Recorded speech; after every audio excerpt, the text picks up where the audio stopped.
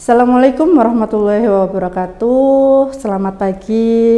Kita berjumpa pada mata kuliah Data Mining. Pada video kali ini saya akan menjelaskan mengenai jaringan saraf tiruan untuk klasifikasi. Terdapat dua materi yang akan saya jelaskan pada video kali ini. Yang pertama adalah mengenai pengenalan jaringan saraf tiruan, dan yang kedua adalah dasar jaringan saraf tiruan. Ada tiga yang memang harus kita ketahui. Yang pertama mengenai arsitektur jaringan, yang kedua adalah metode training atau learning atau algoritma, dan yang ketiga adalah fungsi aktivasi. Oke, jaringan saraf tiruan atau neural network adalah sekumpulan unit input atau output yang terhubung di mana setiap koneksi memiliki bobot yang terkait dengannya. Selama fase pembelajaran atau training atau learning ya, jaringan belajar dengan menyesuaikan bobot agar dapat memprediksi label kelas yang benar dari tapel masukan. Tapel di sini adalah pengamatan ya. Bahasanya kalau di data mining itu adalah tapel. Nah, pembelajaran jaringan saraf juga disebut sebagai pembelajaran koneksionis karena koneksi antar unitnya. Nah, nanti pastinya output dari jaringan saraf tiruan ini hampir mirip sama jaringan saraf yang ada di otak, yang dimana setiap neuronnya itu ada koneksinya seperti itu. Algoritma jaringan saraf secara inheren paralel. Teknik paralelisasi dapat digunakan untuk mempercepat proses komputasi. Nah, pada multilayer feed forward neural network, metode learning yang biasa digunakan adalah backpropagation. JST ya, kita sebut selanjutnya jaringan saraf tiruan itu dengan JST, dapat digunakan untuk kasus klasifikasi maupun regresi. Bisa juga untuk peramalan ya, karena regresi itu juga nanti nextnya adalah ke peramalan. Keuntungan kita menggunakan jaringan saraf tiruan yang pertama adalah toleransi yang tinggi terhadap data yang noisy. Jadi ketika ada data noisy kita tidak perlu menambahkan satu variabel lagi, karena biasanya dia kan nanti akan diboboti ya. Nah, terbobotinya itu bisa aja dengan menghilangkan noisy-nya itu tadi. Yang kedua adalah kemampuan untuk mengklasifikasi pola yang belum pernah mereka latih. Nah, ketika kita membuat suatu model, kita kan biasanya harus paham ya, dia nanti memiliki pola yang linier, pola yang tren, atau pola yang seperti apa, hubungannya yang bagaimana. Nah, kalau fokus pada machine learning, nah, jaringan saraf tiruan itu adalah salah satu dari machine learning.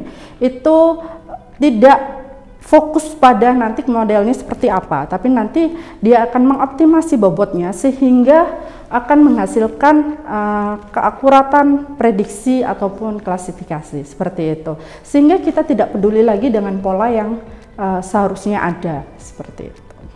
Oke, yang ketiga adalah dapat digunakan ketika memiliki sedikit pengetahuan tentang hubungan antar atribut dan kelas. Jadi ini hampir mirip dengan yang tadi. Pola itu kan juga menggambarkan ya pengetahuan tentang hubungan antara atribut dan kelas. Yang keempat, sangat cocok untuk input dan output bernilai kontinu. Tidak seperti kebanyakan algoritma seperti di pohon keputusan. Nah, kenapa kok harus continue di sini? Karena memang basicnya adalah optimasi bobot. Nah, optimasi itu biasanya memang bagus kalau skala datanya adalah continue. Yang kelima adalah telah berhasil dalam beragam data dunia nyata ya, termasuk kenalan karakter tulisan tangan, patologi dan kedokteran laboratorium, dan melatih komputer untuk mengucapkan teks berbahasa Inggris. Ini biasanya penelitian ada pada luar negeri ya. Kalau di statistik itu masih kurang karena lebih banyak ke data-data yang ada kayak gitu, bukan mengenai language ataupun image seperti itu. Oke, nah kita ke dasar jaringan saraf tiruan. Ada 4 komponen yang memang kita perlu lihat ya. Yang komponen pertama itu yang lingkaran-lingkaran, dia itu adalah yang neuron. Nah, neuron nanti penyebutannya sesuai dengan lapisannya. Nah, lapisan itu yang mana? Lapisan itu yang bagian kotak-kotaknya sini ya. Yang berwarna merah itu adalah lapisannya. Ada 3 lapisan kalau dalam gambar ini ya. Lapisan yang pertama itu adalah lapisan input, saya simbolkan dengan X. Jadi neuron input yang pertama itu adalah X1. Sedangkan neuron input yang kedua itu adalah X2. Begitu seterusnya sampai neuron input ke G dan sampai ke neuron input ke M ya. Yang terakhir itu adalah XM. Nah, Lapisan yang kedua itu adalah lapisan tersembunyi. Jadi kita sebutnya lingkarannya itu adalah neuron tersembunyi. Ada dua kalau di sini ya, bukan dua sih, sampai sebenarnya ya, karena ada titik tiganya. Nah, Z1 itu adalah lapisan neuron tersembunyi yang pertama. Jadi nanti kita juga akan menentukan banyaknya lapisan tersembunyinya beserta isinya ya. Jadi setiap lapisan itu isinya ada berapa ya. Nah, lapisan yang ketiga itu adalah lapisan output. Kita simbolkan dengan Y. Nah, outputnya itu tidak harus satu. Di sini bisa berbagai macam. Nanti kita ada aturan sendiri bagaimana penentuan dari neuronnya, baik itu di lapisan input, lapisan tersembunyi maupun di lapisan output. Ya. Nah, selain lapisan, sebenarnya di dalam arsitektur jaringan saraf tiroan ini ada yang namanya fungsi aktivasi. Nah, fungsi aktivasi serta bobot itu ada atau terkandung pada setiap panah yang ada. Ya, setiap panah yang ada. Nah, setiap panah yang ada itu kita lihat ya, yang paling bawah di sini kita tahu bahwa bobot itu nanti akan dikalikan dengan neuronnya. Setelah dikalikan semuanya akan dijumlahkan, kemudian dari penjumlahan itu tadi akan dimasukkan ke dalam fungsi aktivasinya, sehingga itulah output dari fungsi aktivasi ya.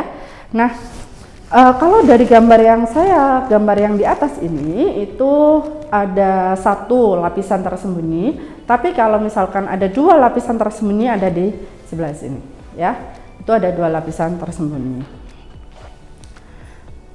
Jaringan saraf tiroan ditentukan oleh tiga hal. Jadi tiga hal inilah yang harus kita tentukan sebelum kita menganalisa jaringan saraf tiroan. Yang pertama adalah pola hubungan antara neuron atau kita sebut dengan arsitektur jaringan. Yang kedua adalah metode untuk menentukan bobot penghubung. Jadi bobotnya tadi ya, W-nya atau V-nya. Itu kita sebut dengan metode training atau learning atau algoritma. Dan yang ketiga adalah fungsi aktivasi yang digunakan. Nah, fungsi aktivasi ini kan tadi adalah panah ya, sehingga kita tahu kita harus menetapkan dua fungsi aktivasi, dari input ke layer tersembunyi dan juga dari layer tersembunyi ke output, seperti itu. Sehingga kita harus tahu fungsi aktivasi yang akan digunakan yang seperti apa. Nah, kita akan bahas satu persatu. Yang pertama adalah arsitektur jaringan ya. Di arsitektur ini ada tiga. Kalau misalkan kita lihat dari banyaknya lapisan ya, banyaknya lapis. Jadi ini ada kita bedakan namanya lapis dan lapisan ya. Ada tiga, satu lapis, lebih dari satu lapis, dan juga recurrent. Itu berbeda di gambarannya ya. Bagaimana dengan satu lapis? Satu lapis itu atau single layer network. Jadi kalau satu lapis dari input ke output sudah. Jadi di sini tidak ada layer tersembunyi. Kenapa ini disebut dengan satu lapis? Karena kalau kita bikin suatu garis itu ada satu garis yang memisahkan antara input dan output, seperti itu. Oleh karena itu disebut jaringan satu lapis. Jadi kalau lebih dari satu lapis ya berarti ada berapa banyak garisnya. Contohnya di sini adalah dua lapis. Sehingga kita bisa tentukan gambarnya adalah ada dua garis yang bisa kita gambar pada contoh yang kedua ini. Oke, untuk yang ketiga itu adalah jaringan recurrent, di mana terdapat neuron pada lapisan output yang memberikan sinyal pada input. Jadi ini sinyal feedback bahasanya ya. Feedback itu tidak harus dari output ke input, bisa juga dari hidden ke hidden ataupun dari output ke input, seperti itu. Nah, ini hanya contoh secara general, tapi ada dua contoh yang saya berikan lagi, yaitu Elman dan juga Jordan. Nah, dari kedua Elman maupun Jordan itu bisa kita lihat bahwa ketika output atau feedbacknya itu muncul, itu disimpan terlebih dahulu pada konteks unit. Nah, dari konteks unit itulah baru kita kembalikan lagi ke inputannya, entah itu ke hidden, entah itu ke input unit atau neuron inputnya ya. Oke, saya bahas lagi, bukan hanya pada gambarnya. Tadi saya bandingkan langsung supaya kita tahu atau supaya kita bisa membedakan yang namanya jaringan satu lapis, lebih dari satu, ataupun recurrent seperti apa. Sekarang yang akan kita bahas adalah mengenai persamaannya. Nah, kalau kita ada jaringan satu lapis seperti ini ya, maka kita bisa tulis persamaannya YL, karena ini ada Y-nya cukup banyak ya, sehingga saya singkat dari YL. YL merupakan fungsi dari X1, X2 sampai dengan Xm ya, dimana F-nya itu adalah fungsi aktivasi yang akan kita gunakan. Kemudian fungsi aktivasi dengan dalamnya adalah jumlahan bobot dikalikan neuron inputnya ya. L menyatakan banyaknya unit output, C menyatakan banyaknya unit input, WJI berarti kita bisa definisikan sebagai bobot dari neuron input ke C menuju neuron output ke L ya. Mohon maaf tadi WJL ya. Kemudian F-nya itu adalah fungsi aktivasi. Nah, bagaimana kalau misalkan lebih dari satu? Kalau lebih dari satu kita harus step by step seperti itu bahasanya. Jadi kita lihat dulu dari lapisan input ke lapisan tersembunyi ya. Lapisan input ke tersembunyi dia adalah ZI ya. ZI itu fungsi dari X1, X2 sampai Xm. Dimana fungsi aktivasinya saya tulis dengan F1 di sini ya.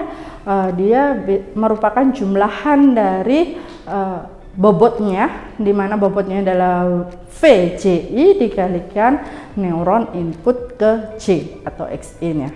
Kemudian kalau X nya ini sudah selesai, jadi kita hitung ya satu persatu, X1 berapa, Z1 berapa, Z2 berapa sampai dengan ZP, barulah kita bisa menghitung untuk lapisan tersembunyi ke outputnya, dimana lapisan tersembunyi ke output itu YL merupakan fungsi dari Z1, Z2 sampai ZP.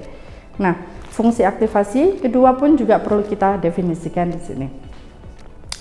Fungsi aktivasi yang kedua ini merupakan fungsi dari jumlahan bobotnya, yaitu WLJ ya. LJ dikalikan ZI ya, ZI. Nah, dari sinilah kita nanti akan menemukan hasil atau persamaan dari YL-nya. Nah, nanti YL kalau di kasus klasifikasi merupakan probabilitasnya akan menjadi kategori tersebut seperti itu. Oke. Nah, sehingga kalau kita masukkan, Z-nya tadi masukkan ke dalam fungsinya Y, bisa diperoleh persamaan seperti ini. Ini ada salah satu referensi yang biasanya saya gunakan dari bukunya Han DKK tahun 2012, yaitu Multi-Layer Feed-Forward Neural Networks give enough hidden unit and enough training sample can closely approximate any function. Jadi nanti ketika model GST ini ya, untuk yang multi layer itu ketika neuron unitnya itu sudah cukup banyak atau sudah cukup memenuhi, dan juga datanya juga data trainingnya memenuhi, maka nanti hasil dari GST ini cukup bisa mewakili atau mendekati dari hasilnya. Nah, dari situ kita tahu bahwa kita harus menentukan dulu banyaknya neuron input. Banyaknya neuron input itu tergantung dengan kasus atau penelitian terdahulu. Jadi kita nggak boleh langsung ya, nggak boleh langsung X1-nya apa, X2-nya apa, X3-nya apa kayak gitu. Jadi kita harus tahu dulu bahwa Y-nya itu dipengaruhi oleh X1, X2 berdasarkan penelitiannya siapa, seperti itu. Nah, terdapat pengkondisian di dalam neuron input. Ya, jika skalanya kontinu, maka normalisasi neuron input untuk setiap atribut yang diukur dalam tapel atau pengamatan pelatihan akan membantu mempercepat fase pembelajaran. Biasanya nilai input dinormalisasikan agar berada di antara 0 dan 1. Nah, kenapa butuh normalisasi 0,1 atau transformasi ke 0,1? Karena dia ketika pembelajarannya ya, dia sudah mendekati dengan fungsi aktivasi yang digunakan. Jadi apakah harus 0,1? Tidak ya, tergantung dengan fungsi aktivasi yang akan kita gunakan. Ketika fungsi aktivasi yang kita gunakan itu antara -1 sampai 1, maka kita akan menskalakan variabel X-nya yang kontinu itu tadi ke -1 sampai 1 seperti itu. Nah, biar bahasanya itu adalah biar cepat konvergen seperti itu, sehingga kita tidak terlalu lama, apalagi kalau misalkan variabel X-nya itu cukup banyak. Nah, itu akan memperlambat proses kalau kita tidak menggunakan normalisasi min-max. Dan yang kedua, kalau misalkan variabel X-nya itu ada data kategori, maka akan dibentuk sebanyak kategorinya, kecuali kalau kategorinya 2. Jadi misalkan X2 itu kategori ya, kategori ada 2. Misalkan jenis kelamin, laki-laki dan perempuan. Kalau cuma laki-laki dan perempuan, kita bikin X2-nya cuma 1 aja, enggak masalah. Jadi isinya 01. Ya, 01. Akan tetapi, kalau misalkan kita ada 3 kategori, maka kita harus membentuknya menjadi 3. Misalkan 3 kategori itu adalah statistik, sains, data, atau matematika, kayak gitu. Nah, kalau ada 3 ya sudah, kita tadi X2, X2.1 gitu boleh. Atau X2-nya jadi ada 3, X2, X3, X4. Dimana kalau misalkan yang X2 itu adalah khusus statistik, berarti statistik isinya 1, sedangkan selain statistik itu isinya 0. Ya, berlaku juga untuk X3 dan X4 ya. Nah, jadi di sini kita normalisasi ini tadi sudah saya catatkan di bawah ya, NB note buat kita, yaitu jika menggunakan normalisasi 0 sampai 1, maka gunakan fungsi aktivasi yang memiliki range 0 sampai 1.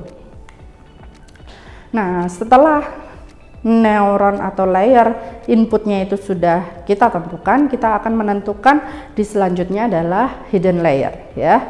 Berdasarkan teori Masters di 1993 menyebutkan bahwa tidak ada alasan secara teoritis mengenai lebih dari 2 lapisan tersembunyi. Jadi hanya maksimal itu hanya 2 lapisan tersembunyi saja.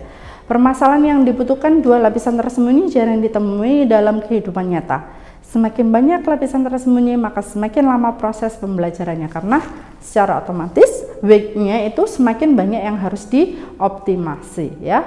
Hal tersebut dikarenakan gradien tidak stabil dan jumlah minima palsu biasanya meningkat secara drastis, sehingga banyaknya lapisan tersembunyi yang sering digunakan adalah 1 lapisan. Jadi secara general memang banyaknya itu atau lebih seringnya hanya 1 lapisan saja. Tapi kalau mau bikin lebih dari 1 boleh, tapi hanya maksimal 2. Ya, itu adalah dari teori Masters. Nah, jumlah hidden layer adalah sewenang-wenang meskipun dalam praktiknya. Jadi sebenarnya juga belum ada sih ya teorinya seperti apa kecuali si Masters tadi ya. Tapi kalau handi kakak ini biasanya juga hanya 1 yang digunakan, nggak lebih. Nah, setelah tahu banyaknya hidden layernya, sekarang isinya di setiap layernya. Nah, kalau misalkan ini berdasarkan teori Masters itu juga menyebutkan bahwa banyak neuron pada lapisan tersembunyi mengikuti aturan geometrik piramid. Apa sih geometrik piramid itu? Jadi di lapisan pertama itu banyaknya neuron banyak ya, kemudian semakin kecil, semakin kecil, semakin kecil. Jadi ketika di neuron input itu banyak, berarti di lapisan tersembunyi pertama itu harus lebih sedikit daripada punyanya neuron input. Jadi kita lihat yang paling bawah ini ya, NX itu adalah banyaknya neuron input, NZ itu banyaknya neuron hidden ya, neuron tersembunyi, dan juga yang terakhir itu adalah banyaknya neuron output. Jadi bisa dituliskan seperti yang di bawah, itu adalah aturan geometrik piramid. Nah, rumus ini itu kita gunakan ketika hanya ada 1 lapisan tersembunyi, yaitu NZ sama dengan akar NX dikalikan NY. Tadi sudah saya sebutkan satu persatu, maka tidak akan saya bacakan lagi keterangannya. Oke, terima kasih untuk materi jaringan syaraf tiroan untuk klasifikasi. Sampai jumpa pada video berikutnya. Jangan lupa like dan juga subscribe. Bye-bye.